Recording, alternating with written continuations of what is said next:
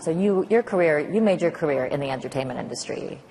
Fox is also entertainment. It is news, right? But it is entertainment for people. You're talking about Fox News?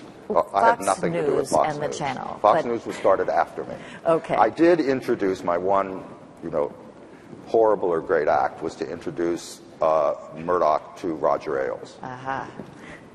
Many people are very grateful. Oh, yes. But today, the traditional news programs have suffered as a result.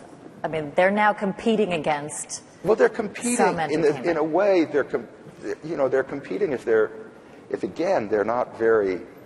They're competing if they're dim. What Roger Ailes brought to television news was attitude, great production resources, and theatricality. Right. And it had an absolute point of view, and it never wavered. Right. And it still obviously hasn't wavered. It just deepened it and broadened it to the extent it can, but it's never tossed it. CNN simply acted, because they were making so much money and still make so much money, acted with complete, literally sleepfulness. I mean, they didn't come up to the challenge. And the challenge wasn't to add in the ingredients that Roger Ailes added in. Right.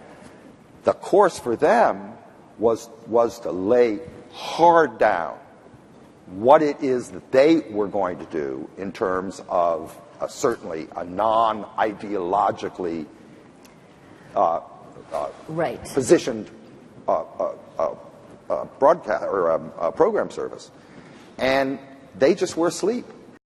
Is there room in today's world for brands like CNN, the Washington Post, New York Times, that are known as quality, trusted, premium, as much as possible, objective purveyors of the news? Is there room for that in all this space? Look, what do I know? But would I bet on it? Yes, I would. Absolutely. And the issue for those entities is, again, whether they are sleepy and kind of recovering, almost recovering alcoholics from the devastation of advertising and circulation and things like that, or are they really alert, and will they take risks, and will they spend money? Right. Because as you definitely know, I think for the Warren Buffett newspaper, it's not going to have the same, because it doesn't have the same need.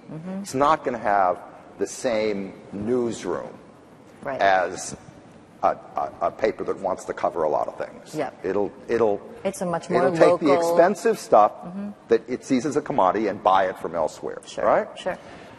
However, for the Times, the Post, they have to invest in their newsroom. They have to reinvent themselves. I'm not saying that what they have to do is have people who've been there for 800 years and are simply, unionized, whatever you would call them. But what I am saying is they better be extraordinarily good at what they do, because it's in that differentiation that's the value. Right. Otherwise, they too are irrelevant. Otherwise, they're a commodity. Yeah.